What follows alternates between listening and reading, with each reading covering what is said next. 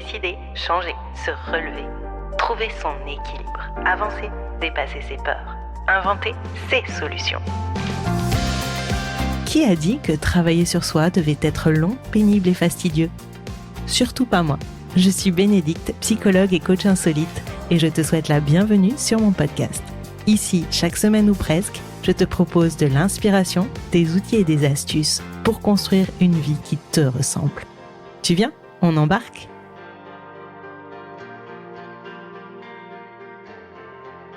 Hello, chers passagères et passagers. Je m'invite dans tes oreilles cette semaine pour explorer ensemble les carrefours et les routes parfois mystérieux du changement. Pourquoi ce sujet ? Eh bien parce qu'à un moment ou à un autre, nous nous retrouvons tous face à des choix cruciaux. Changer ou rester le même, évoluer ou stagner, partir ou rester, s'accrocher ou lâcher prise, parler ou se taire, etc., etc. Et je sais, par rapport à ma propre expérience et celle des sensibles audacieux que j'accompagne, combien ces décisions peuvent façonner, perturber, mais aussi améliorer profondément nos vies. Tu le sais, je suis psychologue et mentor et consultante en reprogrammation émotionnelle et mentale. Et je te parle aujourd'hui depuis ce carrefour des possibles que j'ai moi-même arpenté. Si tu me suis depuis un moment, tu sais qu'il y a eu une période dans ma vie où tout ne semblait être qu'une succession de jours identiques. J'étais, ou plutôt je m'étais, enfermée dans une routine, certes confortable, mais sans relief et qui s'avérait ennuyeuse. À 40 ans, j'ai donc pris la décision audacieuse de briser cette monotonie. J'ai décidé de ne plus me conformer à ce que j'imaginais, et je dis bien imaginer, être les attentes des autres et de redécouvrir ainsi qui j'étais moi, à travers mes envies, mes valeurs, mes désirs, mes croyances, mes envies de relations, etc., etc. Ça a été le début d'une transformation radicale, non seulement pour moi, mais pour ceux que j'aide aujourd'hui à travers de ce podcast, mais aussi à travers mes accompagnements ou mes différents programmes. Mais ce que j'ai aussi découvert, c'est que si la transformation a été radicale dans bien des domaines, certaines parties de moi sont restées présentes, stables.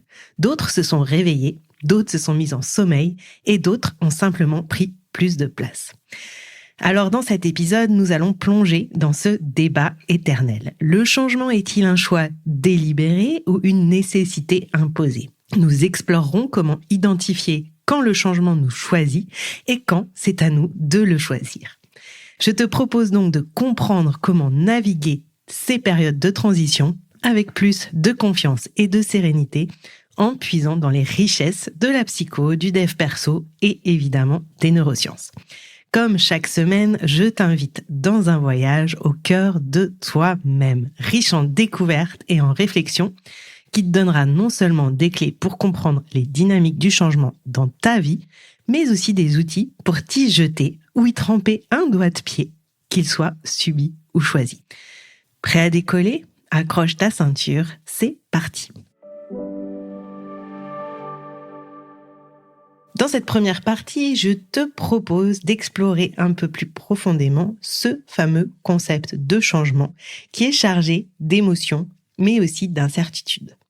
Comprendre le changement, c'est un peu comme apprendre à naviguer dans une mer agitée. Tu sais, j'adore les images, donc on continue sur les images. Et donc, il s'agit de reconnaître les vagues que nous pouvons surfer et celles qui vont nous submerger malgré nous. Imagine le changement comme un vent nouveau qui souffle sur ta vie. Ce vent, ça peut être une brise légère et tu choisis de l'inviter chez toi en ouvrant les fenêtres pour profiter de l'air, d'une nouvelle odeur, etc., d'un peu de fraîcheur. Mais ça peut être aussi une tempête qui, elle, va peut-être défoncer ta porte sans te prévenir et faire de petits ou de gros dégâts. En termes simples, le changement est tout ce qui modifie notre état actuel, qu'il concerne notre environnement, nos pensées, nos comportements, nos relations, nos états physiques, etc. D'un côté, nous avons les changements choisis, ces décisions volontaires que nous prenons plutôt dans l'idée d'améliorer notre vie ou de sortir de quelque chose de négatif. Ça peut être apprendre une nouvelle compétence, changer de travail, démarrer une nouvelle relation, en arrêter une autre, etc. Ces changements sont comme des graines que nous plantons consciemment. Et évidemment, on espère qu'elles vont fleurir et qu'elles vont apporter du positif, des vrais résultats concrets dans notre vie. Et puis de l'autre côté, il y a les changements qu'on subit, ceux qui nous arrivent sans que nous les ayons cherchés. Ça peut être une maladie, une perte d'emploi ou une crise mondiale, comme les guerres, le Covid, etc. Et ces changements, la plupart du temps, ils sont plus difficiles à accepter, car clairement, ils perturbent notre contrôle sur la vie, alors même qu'on n'y était pas préparé. Pour toi, qui est particulièrement sensible, eh bien, chaque changement peut être ressenti comme une vague plus grande et plus puissante que pour les autres. Les changements choisis peuvent susciter de l'excitation, de l'impatience, de l'anticipation, peut-être aussi un peu d'appréhension, car même un choix positif peut être source d'anxiété. Quant aux changements subis, ils peuvent déclencher des réactions émotionnelles intenses. De la confusion, de la tristesse, du stress, de la résistance. Et ce bouillonnement intérieur n'est pas seulement une métaphore, mais une réalité neurologique. Ton cerveau travaille littéralement en sur-régime pour adapter ses anciens schémas à de nouvelles informations. C'est pour ça que les périodes de changement sont très gourmandes en énergie et qu'elles te fatiguent énormément. Ces deux types de changements, qu'ils soient subis ou choisis, mettent à l'épreuve notre bien-être psychologique et questionnent profondément notre identité.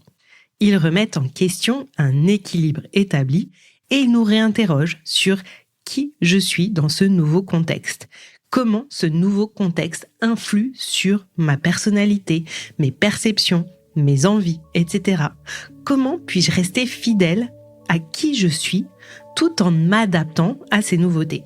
Et ces questions ne sont pas de simples réflexions, elles sont au cœur même de notre développement, de notre croissance, de notre sérénité, de notre confiance et dans notre envie d'avancer dans la vie.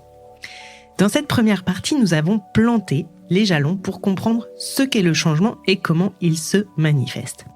Plus tu vas te connaître en profondeur, en reconnaissant les types de changements et en comprenant leurs impacts sur toi, plus tu seras équipé pour naviguer à travers les changements, que tu les choisisses ou que tu les subisses. Alors à présent, plongeons dans chaque aspect du changement. Le subi et le choisi. Et là, je te propose de commencer avec le subi.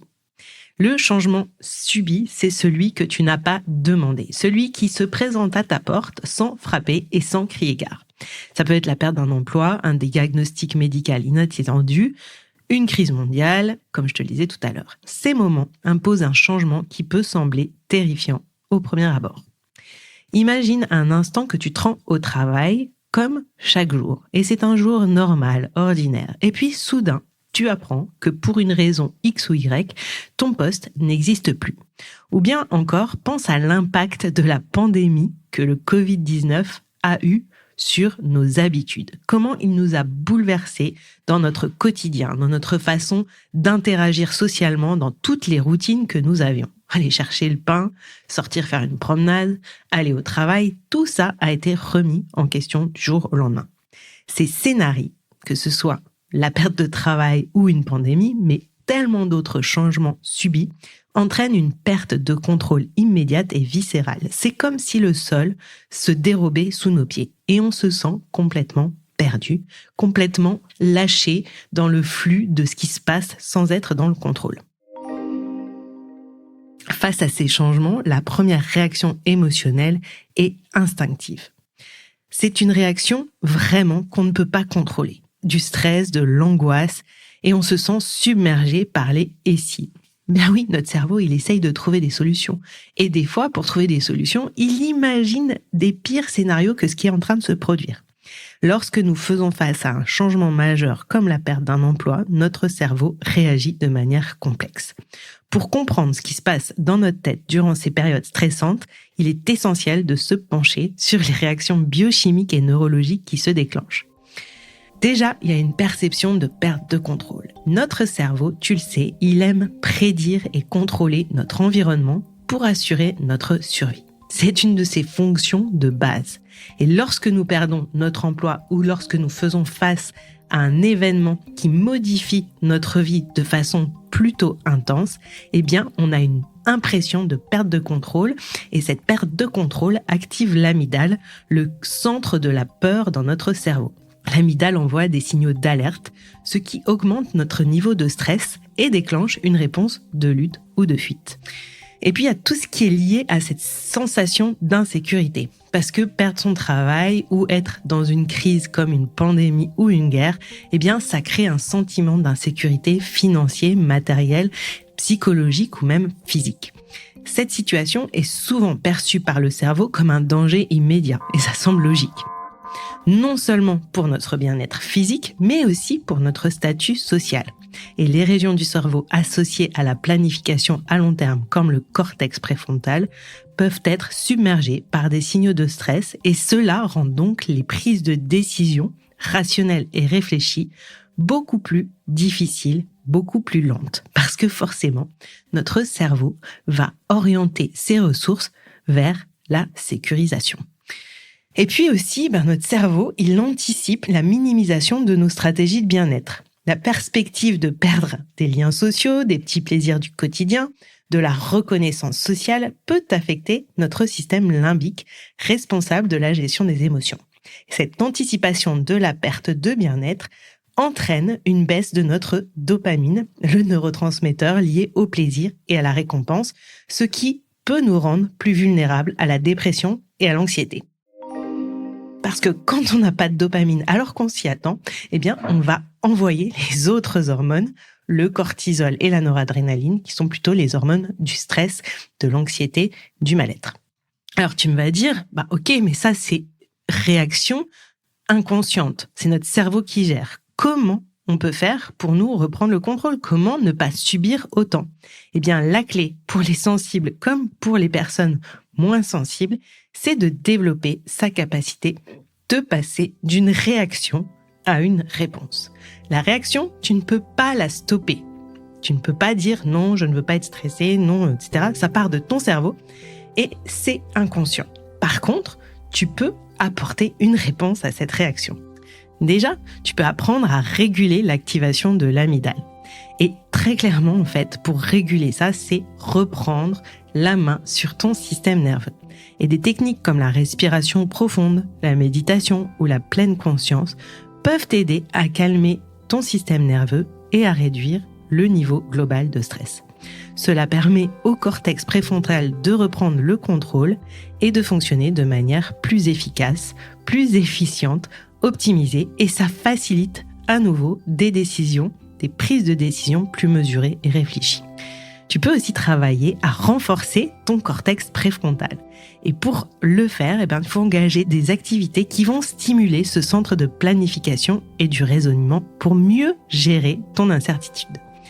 La planification stratégique, la résolution de problèmes et même certains types de jeux cognitifs peuvent entraîner le cortex préfrontal à rester actif, même en période de stress.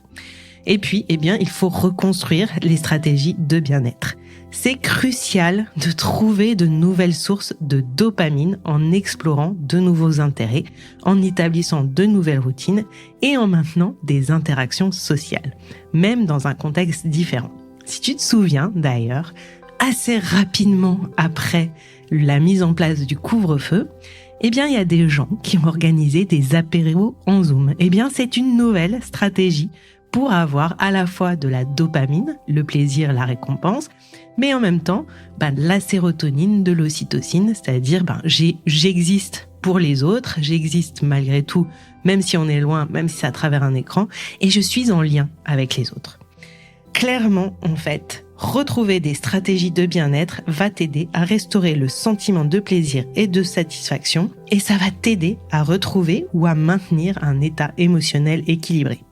Tu comprends donc que c'est en transformant une réaction instinctive en une réponse réfléchie et plus rationnelle que tu vas pouvoir non seulement plus facilement et efficacement gérer les changements subis, mais aussi utiliser ces expériences comme des tremplins pour aller plus loin dans la compréhension de qui tu es et dans la compréhension de ce que tu veux dans la vie et ce que tu peux faire pour cela.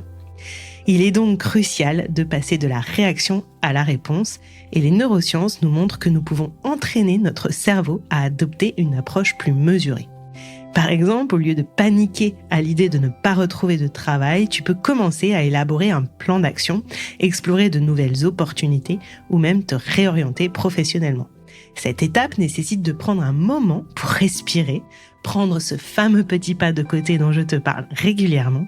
Et ça va te permettre de réactiver ton cortex préfrontal et de pouvoir reprendre les commandes de la prise de décision rationnelle.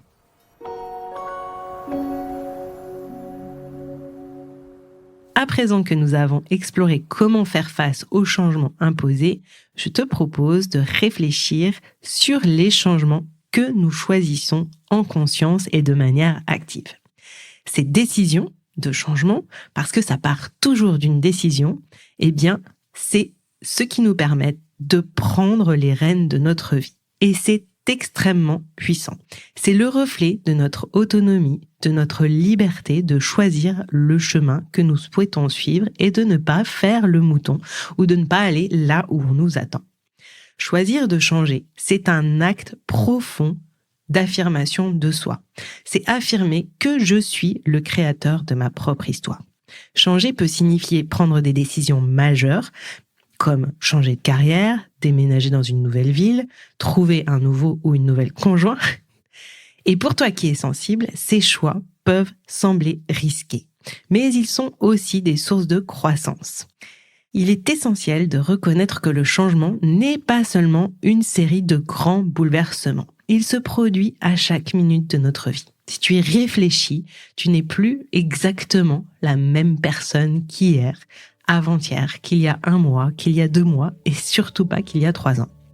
Tout change en permanence, que nous en soyons conscients ou non. Nos cheveux poussent, nos poils repoussent, certains cheveux deviennent blancs, on prend des rides, on apprend des nouvelles choses et donc on est plus musclé ou alors on a été blessé, du coup on a du mal à marcher et on se déplace différemment.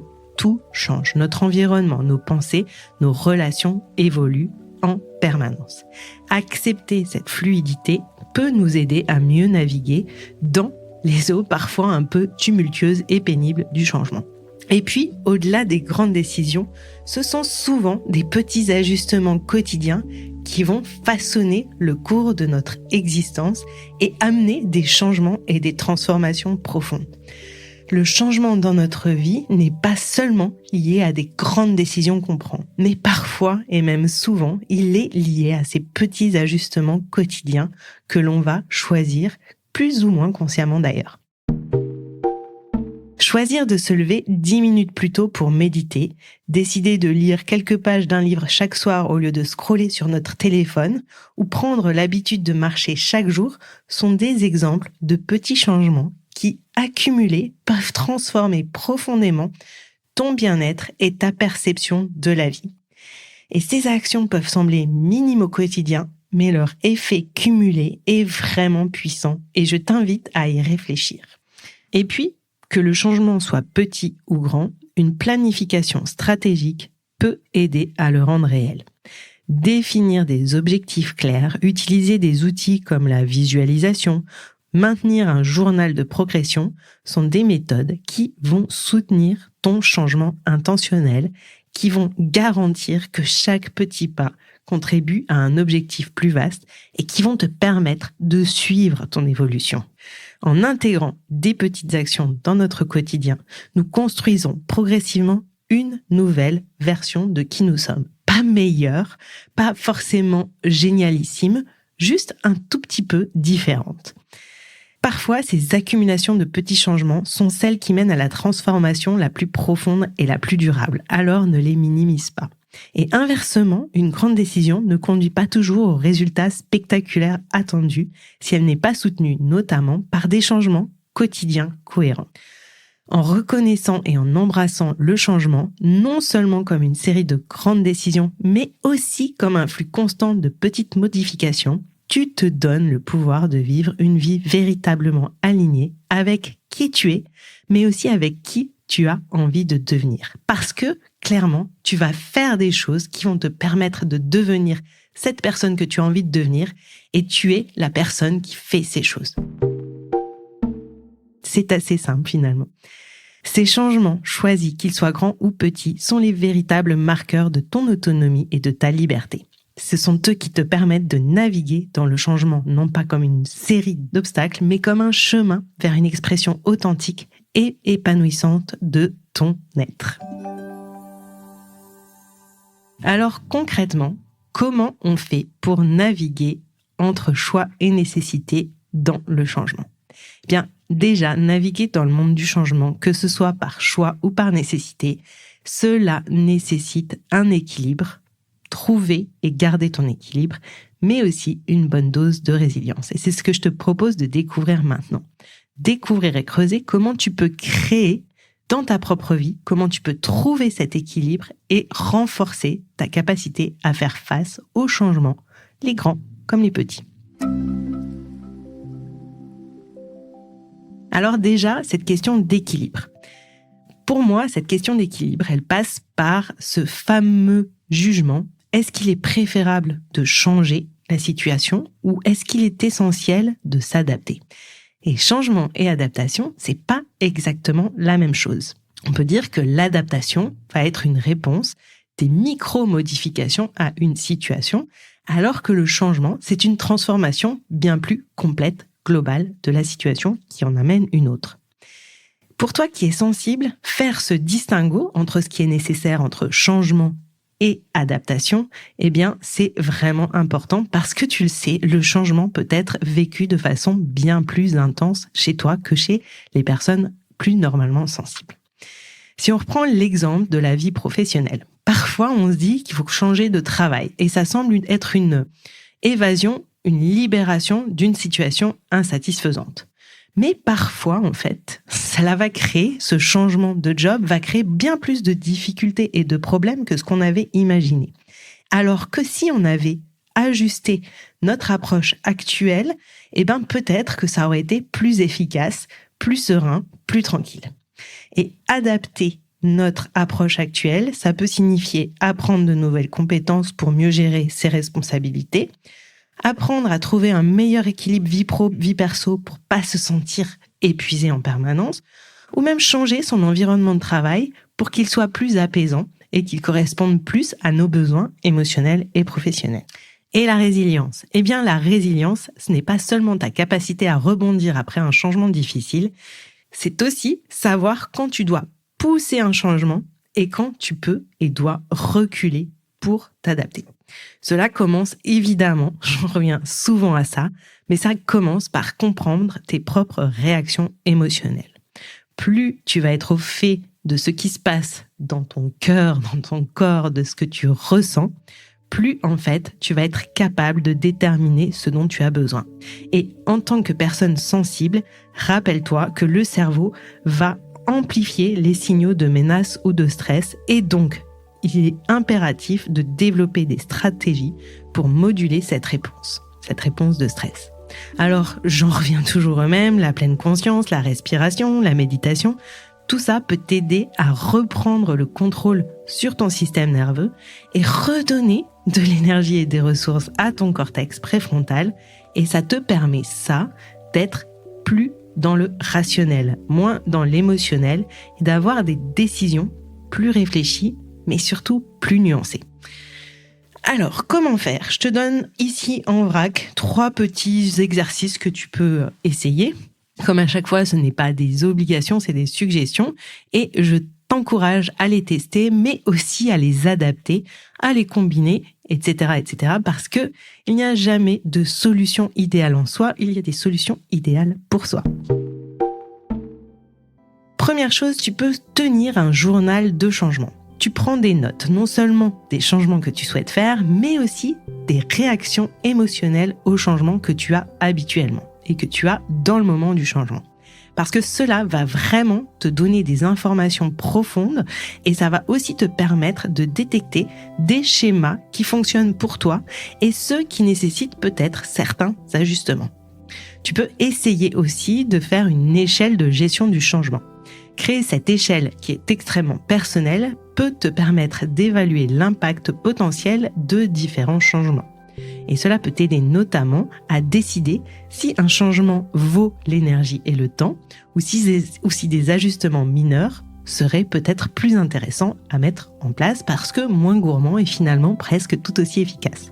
Puis tu peux passer aussi par des planifications de scénarios. Tu sais, ces fameux « et si » que ton cerveau t'envoie quand tu es en mode stress, eh bien là, l'idée c'est de les travailler de façon rationnelle. Quand tu envisages un grand changement, prends le temps de planifier différents scénarios et leurs possibles conséquences. Plus tu vas planifier, anticiper, eh bien plus tu vas pouvoir visualiser tes possibles réactions émotionnelles avant qu'elles se manifestent, ce qui va te permettre de mieux les gérer et les accepter quand elles vont se produire. Ces outils peuvent transformer la manière dont tu perçois et réagis au changement. Au lieu de voir le changement comme un ennemi redoutable, tu commenceras peu à peu à le voir comme une série d'opportunités pour qui tu es, pour ta croissance, ton développement, ta conscience, ta confiance et ta sérénité. En développant la résilience et en te dotant de méthodes pratiques, tu te prépares non seulement à faire face aux changements inévitables que la vie mettra sur ton chemin, mais aussi à choisir encore plus en conscience les changements que tu vas décider de faire pour enrichir ta vie. Naviguer entre le choix et la nécessité est donc un art délicat, mais avec les bons outils, un certain entraînement et une compréhension claire de tes propres besoins et réactions, tu es parfaitement équipé pour maîtriser à peu près. J'espère que ces stratégies te permettront non seulement de survivre, mais surtout d'avancer, de grandir et de te sentir plus à l'aise. Et voilà, on arrive à la fin de notre épisode sur ce fameux changement, choix ou obligation. Nous avons exploré comment les changements, qu'ils soient choisis ou subis, façonnent ton expérience de vie et comment tu peux naviguer dans les eaux tumultueuses du changement avec plus de confiance et de sérénité. Je t'ai proposé de découvrir que le changement est une constante inévitable de la vie, qu'il se manifeste à travers de grands bouleversements ou de subtiles transitions quotidiennes. Et puis, on a vu l'importance de savoir quand choisir de changer et quand il est crucial de s'adapter. Nous avons également parlé de l'importance de développer la résilience et de se doter de stratégies pour répondre activement et efficacement au changement. Et toi alors, quel est ton rapport au changement en général ? As-tu remarqué que certains changements sont plus difficiles ou faciles pour toi ? Est-ce que tu sais pourquoi ? Et quand tu es face à un changement subi ou imprévu, comment réagis-tu ? Comment aimerais-tu réagir ? Je t'invite à réfléchir à ces questions et, si tu en as envie, à partager tes réponses avec moi. Participer activement à cette réflexion peut transformer une simple prise de conscience en une véritable transformation personnelle. Je te le répète, simplement écouter un épisode de podcast, lire un article de blog ou un livre de dev perso ne va pas te changer. Ce qui te change, c'est ce que tu en fais. Alors, si tu es prêt à passer à l'action, à moins subir ta vie, à prendre en main ton développement, ta croissance et pourquoi pas reprogrammer ton cerveau et ton cœur pour un bien-être durable, je t'encourage à rejoindre la Fabrique Feel Good. C'est un abonnement mensuel qui t'offre l'espace et les ressources nécessaires pour en créer de nouvelles habitudes et faire émerger des prises de conscience transformatrices. Et puis n'oublie pas de t'abonner à ma newsletter Les Nouvelles Insolites pour ne pas manquer de nouvelles inspirantes et des mises à jour sur mes prochains épisodes ou sur tout ce que je peux te proposer, en accompagnement ou en programme. Je te remercie pour ton écoute aujourd'hui et j'espère que tu as trouvé des clés pour mieux comprendre et gérer le changement dans ta vie. Je te donne rendez-vous la semaine prochaine pour un nouvel épisode. D'ici là, garde en tête que le changement bien navigué peut être la porte vers de nouvelles aventures extraordinaires dans ta vie.